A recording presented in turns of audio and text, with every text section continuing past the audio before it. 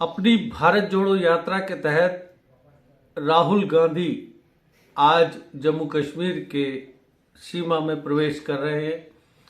जिस तरीके से पिछले 2-4 दिन से लगातार भाजपा के द्वारा उन पर बयानों के तीर छोड़े जा रहे हैं, उससे कहीं ना कहीं ये अंदाजा लगता है कि भाजपा डर गई है एक इकलौते राहुल गांधी से।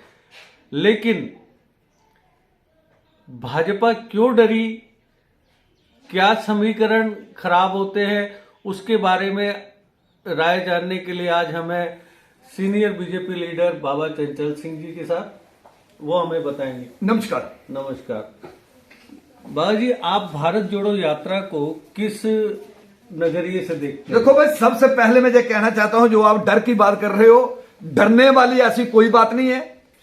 और रोड पर चलने से या यात्रा निकालने से पहले तो मैं पूछना चाहता हूं राहुल गांधी जी को, भाई यात्रा किस चीज की निकाली हुई है? आपने किस चीज की यात्रा निकाली हुई है?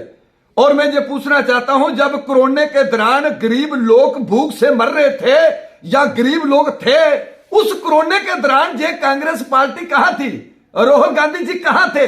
यात्रा वो होती है किसी गरीब को खाना दें, किसी गरीब को सत दें, किसी गरीब की मदद करें और भारत में किसी लोगों को रहने का हक दें। राहुल गांधी जी, मैं आपको ये कहना चाहता हूं, आपकी कांग्रेस के दौरान कितना जुल्म हुआ है 1947 से लेकर आज तक। मैं एक एक बात गिन के आपको बताऊंगा, आप जो मुझे बताएं। कल मैं अपने जम्मू कश्मीर से एक झंडा लेके मैं भी चल पड़ता हूं कन्याकुमारी। भाई मैं यात्रा निकाल रहा हूं, क्या मेरी यात्रा निकालने से किसी गरीब को खाना मिल सकता है? किसी गरीब को सत मिल सकता है? या किसी गरीब की हेल्प हो सकती है? यह सिर्फ एक लोगों को उल्लू बनाया जा रहा है। हमें इस बार कौन से तीर छोड़ने हैं? हम सच्ची बात करेंगे, हम वो बात करेंगे जिसका हमारे पास सबूत है। पहला नंबर तो मैं पूछना चाहता हूं, 1947 में जब हमारे भारत के 2 टुकड़े किए गए तो उस दौरान पार्टी कौन सी थी? उस दौरान हमारे नेहरू जी प्रधानमंत्री बनना चाहते थे, जिन्ना जी भी प्रधानमंत्री बनना चाहते थे। इन्होंने अंग्रेजों के साथ तोड़ मरोड़ के बात की, एक आदमी भारत के 2 टुकड़े करो, एक आदमी पाकिस्तान का प्रधानमंत्री बन जाओ, एक हिंदुस्तान का बनो। मैं पूछना चाहता हूं, क्या ये झूठ है तो मुझे बताओ। इन्होंने भारत के 2 टुकड़े किए, लाखों लोगों का खून, गल खून जो है वो बगाया गया, लोगों की हत्या हुई, हिंदू मुसलमानों पर जुल्म हुआ, हर धर्म के लोग उस दौरान मारे गए। मैं पूछना चाहता हूं, मैं देवे बटाले का पीओके का रहने वाला हूं, आधा परिवार हमारा रास्ते में ही मर गया था। मैं पूछना चाहता हूं, इस कांग्रेस पार्टी का क्या बिगाड़ा हुआ था हमारे लोगों ने? क्यों गल खून बगाया गया एक कुर्सी के लिए? अगर इन दोनों का झगड़ा था तो प्रधानमंत्री पटेल जी को बना देना था, लेकिन हिंदुस्तान के 2 टुकड़े क्यों किए? मैं पूछना चाहता हूं, क्या इनके बाप का राज था? बहुत बड़ा जुल्म 1947 में हुआ। हमारे बल फोर्स के जवान, वो जवान शहीद हुए, हमारे सिविल लोग, लाखों लोगों की हत्या हुई, लोगों को काटा गया, मारा गया। सबसे बड़ी नफरत उस दौरान अगर किसी ने फैलाई है तो वो कांग्रेस पार्टी। हिंदू और मुसलमानों को अगर लड़ाने का काम किया है तो वो कांग्रेस पार्टी। आज लोग कहते हैं ना हिंदू मुसलमान, मैं कहता हूं हिंदू मुसलमान सिख ईसाई सब भाई भाई, हम एकजुट एक मुठ रहने वाले लोग हैं। 1947 में जो कत्लेआम हुआ वो कौन सी पार्टी थी भाई? कांग्रेस की पार्टी थी ना, जिन्होंने हिंदुओं को और मुसलमानों को कटवाया। क्यों मुल्क के 2 टुकड़े किए? मुल्क के 2 टुकड़े करने के बाद 1984 से लेकर 90 तक जोर कच्छा गया, मिलिटेंटों की फैक्ट्री लगना शुरू हो गई। उसके बाद उग्रवादियों को बढ़ावा मिलना शुरू हुआ, पत्थरबाजों को बढ़ावा मिलना शुरू हुआ, लाल चौक में पाकिस्तान का झंडा खड़ा करना शुरू हुआ। क्या जो लाल चौक है पाकिस्तान के बाप का था? क्यों वहां लाल चौक में पाकिस्तान का झंडा खड़ा होता था? कौन था प्रधानमंत्री सेंटर में उस दौरान? क्या इनमें पावर नहीं थी? आज भी मैं कहता हूं, किसी ने मां का दूध पिया है तो मुझे लाल चौक में पाकिस्तान का झंडा खड़ा करके दिखाओ। आज प्रधानमंत्री नरेंद्र मोदी जी बैठे हुए हैं सेंटर में। कांग्रेस ने के दौरान लोगों पर अत्याचार, जुल्म हुआ है और बहुत अपराध हुए हैं। जिसका हिसाब किताब आज कांग्रेस पार्टी नहीं दे सकती। और मैं पूछना चाहता हूं, जब कोरोना के दौरान गरीब जनता हमारे भारत की भूख से मर रही थी, कोई काम नहीं था, 2-2 वर्ष लोग अंदर रहे, क्या राहुल गांधी जी ने किसी को राशन दिया है? क्या राहुल गांधी जी ने किसी को छत दिया है? क्या राहुल गांधी जी को कांग्रेस के पार्टी के पास पैसा नहीं है? मुझे 10 नाम बता दें राहुल गांधी जी, भाई मैंने किसी को 10 घरों को राशन दिया अपने हाथों से। उस दौरान एक ही आदमी था, प्रधानमंत्री नरेंद्र मोदी जी, भारतीय जनता पार्टी बीजेपी। घर घर लोगों को राशन पहुंचाया गया, घर घर लोगों को टीके लगाए गए, घर घर लोगों का दवा इलाज किया गया, घर घर डॉक्टरों की टीम चली गई। जितने भी सरकारी कर्मचारी थे, उस कोरोना के दौरान प्रधानमंत्री नरेंद्र मोदी जी ने ऐलान किया, अपने देश को बचाओ। उन्हें कहा मैं प्रधानमंत्री नहीं हूं, मैं चौकीदार हूं, लेकिन मैं देश को बचाने का काम करूंगा। पहले देश फिर प्रधानमंत्री। वही प्रधानमंत्री जिसकी मां 10x10 के कमरे में रहती थी, साधु संत फकीर आदमी, जिसके पास वही कपड़े हैं, उठा के चल पड़ेगा। लेकिन कांग्रेस के पास अरबों खरबों रुपए का इनके पास मैल है, इनके पास पैसा है, इनके पास बहुत सिस्टम है। वो किसका है? किसका है मुझे बताएं। मैं तो सेंट्रल गवर्नमेंट का अपील करता हूं, जितने भी लीडर उस दौरान के, जिन्हें 70 साल राज किया हो, उस दौरान के कौन कौन से लीडर है, सबकी लिस्ट बना के इनसे हिसाब किताब पूछना चाहिए। आपके पास पैसा कहां से आया? और पैसा जनता का है। जनता भगवान का रूप है। वोट देने वाला जो है वो रब का, भगवान का रूप होता है। वोट लेने वाला उसके पांव की धूड़ होता है। वोटर ही भगवान है। अगर लोगों का खून निचोड़ के कोई करोड़पति बन जाता है, अरबपति बनता है, तो वो पैसा किसी के बाप का नहीं, वो पैसा जनता का है। मैं कहना चाहता हूं, हमें वो हिसाब किताब मांगना चाहिए, पूछना चाहिए, कितने लोग हमारे गर्क हुए हैं, कितने लोगों की हत्या हुई है 1947 में, वो भी हिसाब किताब मांगना चाहिए। क्या जरूरत थी 1947 में हमारे भारत के 2 टुकड़े करने की?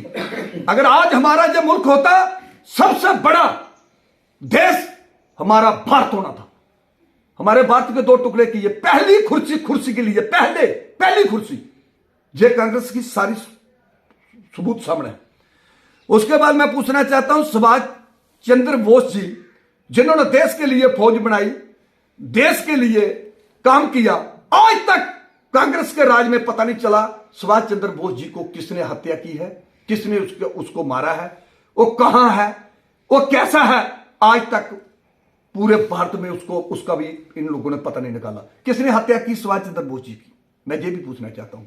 उसके बाद हमारे वीर भगत सिंह जी, जिन्होंने लख जगाई पूरे भारत को जगाने के लिए, एक भगत सिंह के नाम पर पूरा भारत उछल पड़ा, तो उसको फांसी दबा गई, उसको फांसी पर चढ़ाया गया, क्योंकि पूरा भारत इनको चाहने लगा था। उन्होंने, वीर भगत सिंह जी ने, राजगुरु जी ने, इन्होंने भारत को जगाने का काम किया। उस दौरान सबने मिलकर अंग्रेजों के साथ वीर भगत सिंह जी को फांसी दबा दी। वो हंसता हंसता फांसी पर चला गया। आज तक वीर भगत सिंह जी को कांग्रेस के राज में उसका हक नहीं मिला, उसको मान सम्मान नहीं मिला, उसको इज्जत नहीं मिली, जिसने पूरे भारत को जगाने का काम किया। आज पूरा भारत जानता है, क्या वीर भगत सिंह ने पूरे भारत को नहीं जगाया? उसको मान सम्मान क्यों नहीं दिया गया? उसके बाद 1971 में जब पाकिस्तान के साथ युद्ध हुआ, तो लगभग 1 लाख फौज जो थी पाकिस्तान की, हमारी इंडिया आर्मी ने, हमारे बेट फोर्स को युवानों ने 1 लाख फौज पाकिस्तान की अपने कब्जे में ली। उनके पास हथियार भी थे। जब 1 लाख आदमी को कब्जे में लिया और लेने के बाद 1 लाख फौज भी पाकिस्तान को दे दी, और साथ में पीओके एरिया जो था वो भी दे दिया। मैं पूछना चाहता हूं राहुल गांधी जी को, क्या पाकिस्तान आपका रिश्तेदार था?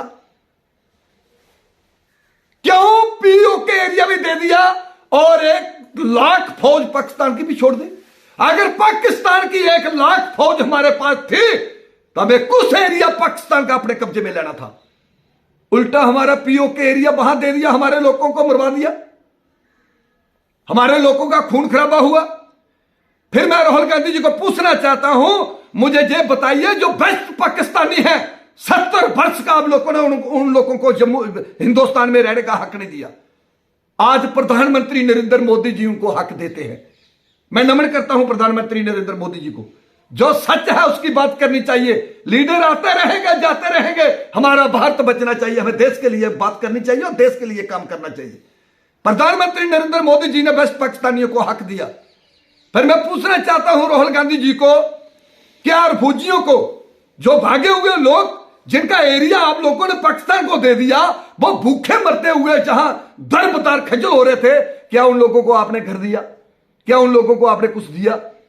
वो आज भी बेचारे भूखे के भूखे हैं। उन लोगों को प्रधानमंत्री नरेंद्र मोदी जी ने 5.5 लाख रुपया दिया, पहली किस्त। उसके बाद वाल्मीकि समाज को कांग्रेस ने 70 वर्ष का उनको कोई हक नहीं दिया। आज बीजेपी सरकार ने वाल्मीकि को भारत में हक दिया। उसके बाद गोरखा समाज को हक नहीं दिया। आज प्रधानमंत्री नरेंद्र मोदी जी ने गोरखा समाज को भी हिंदुस्तान में रहने का हक दिया।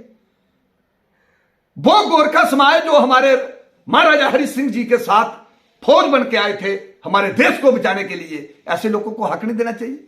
वाल्मीकि समाज को हक नहीं देना चाहिए जिन्होंने भारत को इतना खूबसूरत बनाने का काम किया। बकरवालों को हक नहीं दिया, जो दर बाजार गुज्जर पहाड़ी बकरवाल भाड़ों में खज्जल होते थे, 70 वर्ष का उन लोगों को हक नहीं दिया। बकरवालों को और गुज्जर बलादरी को भी हक देने का फैसला प्रधानमंत्री नरेंद्र मोदी जी ने लिया। आप मुझे ये बताओ, हम क्या करें? राहुल गांधी को आप बोलते हो डरना, इससे क्या डरेंगे हम? इन्होंने देश का बेड़ा गर्क करके रखा हुआ 70 वर्ष का। आज आपको पता है, आप बोलते हो भाई राहुल गांधी यात्रा कर रहा है। मैं राहुल गांधी को कहना चाहता हूं, यात्रा करनी है ना वहां करिए जहां किसी के मां ने बलिदान दिया है, किसी के भाई ने बलिदान दिया है, किसी के बाप ने बलिदान दिया है, किसी के बेटे ने बलिदान दिया है। वहां जाइए, यात्रा करिए। रोड पर चलने पर यात्रा करने से कुछ नहीं मिलता। आप वहां जाइए। 1947 से लेके आपकी सरकार के दौरान कितने लोग शहीद हुए हैं, उनके घर जाइए, उनके घर पूछिए, उनके बच्चे भूखे हैं या खाना खा रहे हैं, उनके पर छत है या नहीं है। परिवारों के परिवार खत्म करवा दिए। हिंदू मुसलमानों की पहली लड़ाई 1947 में कराने वाली कांग्रेस है। इन्होंने हिंदू और मुसलमानों का भाईचारा खत्म किया, कटवा दिया। सुनिए मेरी बात, 1947 में। आज आप जाइए, 1947 से लेके मेरे ख्याल में लाखों हमले हमारे जम्मू कश्मीर पर हो चुके हैं, उग्रवादियों के, मिलिटेंटों के। किसके बेटे मरे, किसके बेटों की सीधी लगी? हमारे बेल्ट फोर्स के जवान। उनका परिवार पूरी उम्र रोने में ही निकाल देता है। मैं पूछना चाहता हूं हाथ जोड़ के राहुल गांधी जी को, क्या किसी मां को खोया हुआ बेटा दे सकते हैं? किसी बहन को खोया हुआ भाई दे सकते हैं? किसी भाई को भाई दे सकते हो? किसी माता पिता को पुत्र दे सकते हो? ऐसा कुछ नहीं हो सकता। नुकसान किया है, बर्बादी की है देश की। देश वो हमारा भारत जो पावरफुल मंदिरों का शहर, देवियां देवतों का शहर था। फिर मैं पूछना चाहता हूं राहुल गांधी को अगली बात, हमारे बल फोर्स का जवान, जवान बात की शान, हमारे सिर का ताज, वो झाड़ियों के पीछे हो होकर पाकिस्तान के साथ युद्ध करते थे। दिल्ली से आउटर आता तो हमारी फौज जो है वो, हमारे बेल्ट फोर्स के जवान पाकिस्तान के साथ युद्ध कर सकते, नहीं तो पाकिस्तान फैर करता रहे, हमारे पर हमले करता रहे। आज बोलिए पाकिस्तान को, अगर अपनी मां का दूध पिया तो फैर करके दिखा। आज बॉर्डर पर फैर क्यों नहीं? आज हमले क्यों नहीं? आज बॉर्डरों पर बॉर्डर की पक्का बॉर्डर बनाने का काम किया बीजेपी सरकार ने। उन्होंने कहा जवान भारत की शान, पहले हमें जवान चाहिए जो देश को बचा सकते हैं।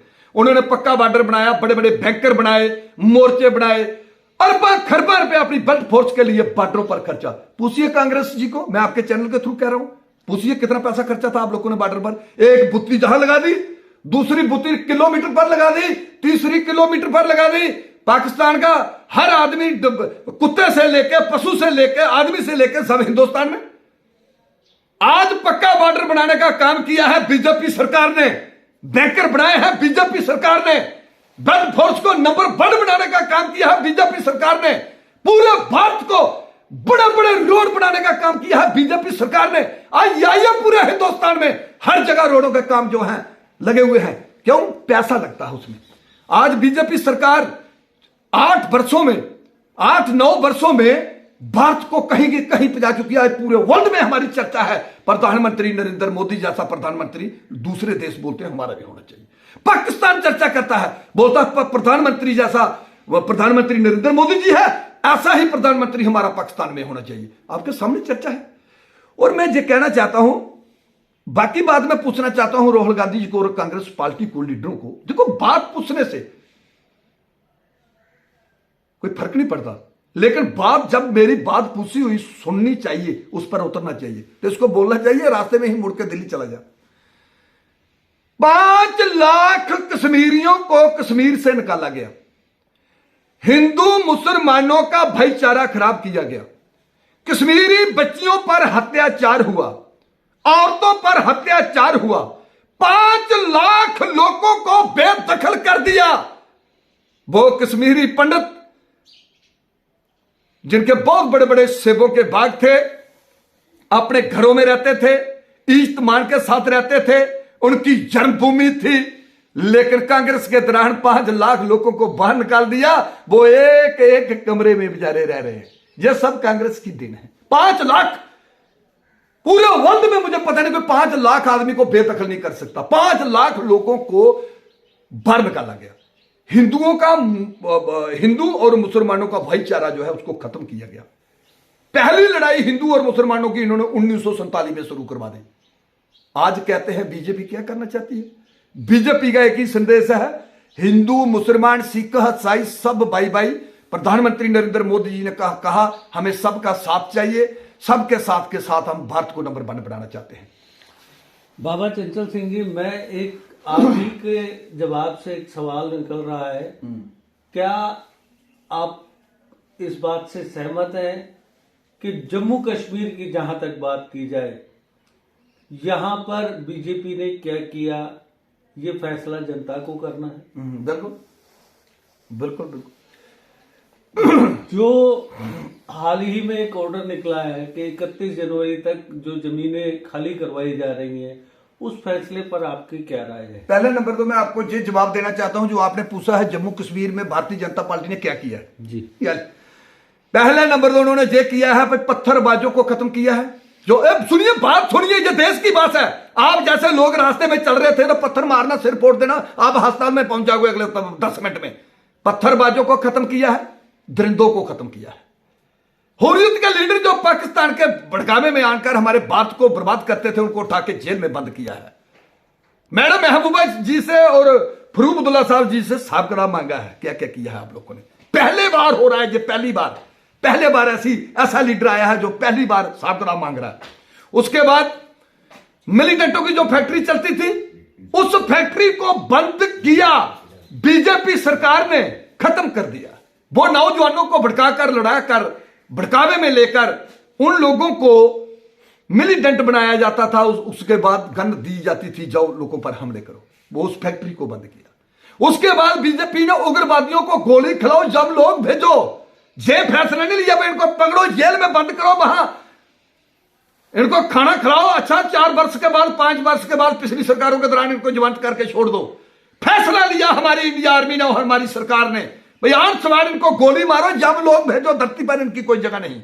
उग्रवादियों को जहां तिरंगा झंडा कश्मीर में दिखाई नहीं देता था, लाखों तिरंगे झंडे आपके नजर के सामने खड़े किए। लाल चौक में पाकिस्तान का झंडा जहां खड़ा होता था, वहां हिंदुस्तान का झंडा खड़ा किया भारतीय जनता पार्टी ने। हमारे पार्टी प्रेसिडेंट रविंद्र रैना ने दिन रात काम किया बात के लिए। सुनिए पहले बात सुनिए, मेरी बात सुनिए ना, मैं बात कर रहा हूं। 70 वर्ष कांग्रेस ने लाए, 8 वर्ष अली लगभग बीजेपी सरकार को हुआ है। सुनिए बात। उसके बाद बॉर्डर पर जो रोज फैर होते थे हमारे लोगों पर, आज इतने घर उड़ गए, आज इतने पशु मर गए, आज इतना। अभी आपको, आपका चैनल आपके पास है, अभी मुझे दिखाइए कहां बॉर्डर पर फैर है। बॉर्डर सील कर दिया है। यह बीजेपी का कमाल है। पहली बार चीन की फौज को हमारे फौज ने लाठियों से मारा है। क्यों? पीछे हमारा प्रधानमंत्री नरेंद्र मोदी जी बैठा है, बेल्ट फोर्स के पीछे सरकार हमारी तकड़ी है, इसलिए चीन को भी लाठियों से मारा है। पहली बार चीन को मारा है। एक भी बैंकर हमारे बेल्ट फोर्स के जवानों के लिए बॉर्डर पर नहीं था। सारे बैंकर बनाने का काम किया जम्मू कश्मीर में हमारी बीजेपी सरकार ने। आप देखिए बॉर्डर पर जाके हमारे फौज के पास पक्का बॉर्डर है। अभी ये डर नहीं है कहां से क्या है, कहां से क्या है, लेकिन पक्का बॉर्डर जो है उसको सील किया गया है। जहां जहां भी अच्छा जमीन थी वहां वहां सील किया गया है। कोई नाले शाले रहे हो तो मैं कह नहीं सकता हूं। हमारी बीजेपी सरकार ने जम्मू से लेकर, देखिए जम्मू कश्मीर की बात कर रहा हूं मैं, जम्मू से लेकर पुंछ तक हमारे लाखों लोग एक्सीडेंट से मर चुके थे। 10 फुट रोड था, 7 घंटे लगते थे पुंछ पहुंचने के लिए। आज बीजेपी सरकार ने हाईवे तैयार किया है, 4x4 रोड जो है वो तैयार किया है, 4x4 रोड जो है वो तैयार किया है, जिसमें 3.5 घंटे में लगभग आप पुंछ पहुंच सकते हो। 4 घंटे 3.5 घंटे जब रोड पूरा तैयार होता है। रोड की चौड़ाई 100 फुट से प्लस है, कहां 10 फुट कहां 100 फुट। तो सुनिए बात, फ्लाईओवर जम्मू में बनाए गए, मुट्ठी से लेके पलौड़ा नहर तक, वहां से लेके आगे गांधीनगर तक पूरे रोडों को बसाया गया, पूरे रोड बनाए गए। एम्स हमारे जम्मू के लोगों ने नाम ही नहीं सुना था एम्स होता क्या है, लेकिन एम्स आज प्रधानमंत्री नरेंद्र मोदी जी ने, हमारी भारतीय जनता पार्टी ने, बीजेपी सरकार ने जम्मू के बीच बना दिया। कश्मीर को जब एक तरफ से जाम लगता था, एक एक दिन लोग रोडों पर गाड़ी में बैठते थे, कब पहुंचेंगे, एक तरफ गाड़ी चल रही है दूसरी तरफ चल रही है। बड़े बड़े हाईवे कश्मीर में बना दिए, चंद घंटे में आप कश्मीर पहुंच सकते हो। बीजेपी सरकार ने जो काम किए हैं वो आपके सामने है। अभी लगभग 12,000 आदमी को थोड़े दिन पहले जो नौकरी दी है, एक 4th क्लास, दूसरा जो मतलब सुनिए मेरी बात, दिल्ली वालों को नंबर आ जाएगा भाई। अगर कांग्रेस के ना अपने दौरान इन लोगों को 200 रुपए पर 500 रुपए पर रखा हुआ था, लेकिन आज बीजेपी ने उनकी पक्की डेली की है। पक्की डेली करने के बाद इनको पक्का किया जाएगा, क्यों वहां काम इनका चल रहा है। हम भी चाहते हैं डेली वाले पक्के हों। डेली वाले हमारे सिर का ताज है, वो ही सुबह पानी छोड़ते हैं, बिजली लगा रहे हैं, हमारा काम हो रहा है। वो इसलिए डेली वाले जो है वो कोई भी आगे पीछे नहीं जाएगा, वो पक्का होगा। मुझे पता है इन डेली वालों को के लिए एक नई नीति गवर्नर साहब ने बना दी है, वो सेंट्रल गवर्नमेंट इसको पास करेगी और ये पक्के हो जाएंगे, मुझे पता है। मेरा कहने का मतलब 8 वर्ष में जब बीजेपी सरकार ने काम किया, 8 वर्ष में 70 वर्ष का काम आप भी गिन के बताओ ना मुझे, दूसरी पार्टी करके क्या क्या किया कांग्रेस ने। खाली लोगों को कटवाया, मरवाया, ये किया वो किया, लोगों पर हमले करवाए, 5 लाख लोगों को कश्मीर से बाहर निकाला गया, धांधली में जाके रखी थी। ये कौन सा राज था भाई, कौन सा राज था, मैं पूछना चाहता हूं। क्या राहुल गांधी जी को हमारे देश के साथ प्यार है? पिछले थोड़े दिन पहले राहुल गांधी जी ने बयान दिया था, आटा जो है लोग कहते हैं कैसे केजी है, बोलता 40 रुपए लीटर है। आटे को लीटर बोलते हैं। गन्ने को गुड़ कहां लगता है, एक तरफ आलू डालो दूसरी तरफ सोना निकालो। यार इसको पता ही नहीं है क्या। अभी मैंने रात को इनकी खबर सुन रहा था टीवी में, बोलता है काले किसान, काले किसान, किसानों को काला बोल रहा है। तो यार ये कैसा प्रधानमंत्री बनेगा, कैसा देश को आगे लेके जाएगा। छोड़िए यार बात, इसको बोलिए गरीब बस्ती में जाए। मैंने पहले भी बोला था, गरीब बस्ती में जाए, गरीब बस्ती में रहें, लोगों के बीच जाएं, गरीबों के साथ रहें। आपको पता चले हमारे खेत में कौन सा कितना गेहूं होता है, कनाल में मक्की कितनी होती है, बाजरा कितना होता है, तिली कितनी होती है, मोठ कितनी होती है, रौंगी कितनी होती है, सरियों कितनी होती है, तोरी कितनी होती है, हमारी कौन सी सब्जी लगती है, या लोगों को क्या चाहिए। कोई गरीब बस्ती में राहुल गांधी जी जाए, वहां रहें गरीबों के बीच कोई साल 2 साल, तब जाके इसको पता चलेगा। जय हिंद, जय भारत।